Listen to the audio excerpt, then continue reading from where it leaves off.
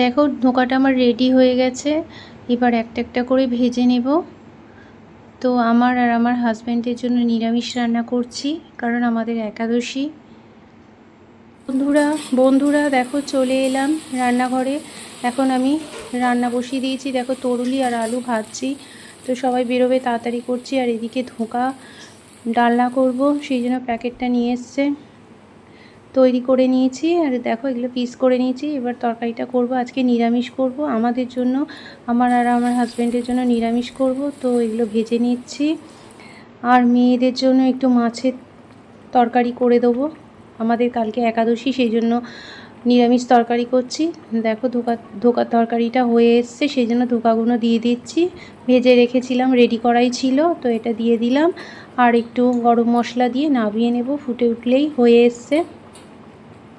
ধোকা বেশিক্ষণ ফোটাতে লাগে না, ভেঙে যায়, সেই জন্য আলু সিদ্ধ হয়ে গেছে, তারপর দিলাম। এবার একটু গরম মশলা দিয়ে দিচ্ছি,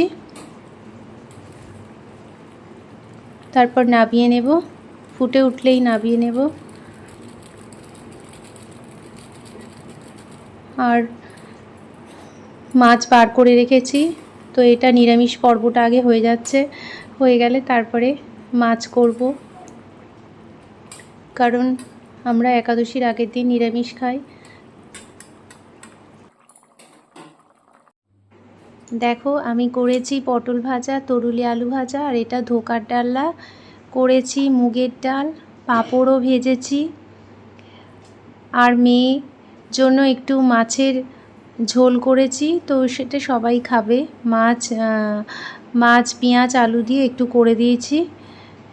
তো ফ্রেন্ডস, ভিডিওটা এখানে শেষ করছি। যদি তোমাদের ভালো লাগে প্লিজ লাইক করো, কমেন্টস করো, আর আমাদের চ্যানেলটিকে প্লিজ সাবস্ক্রাইব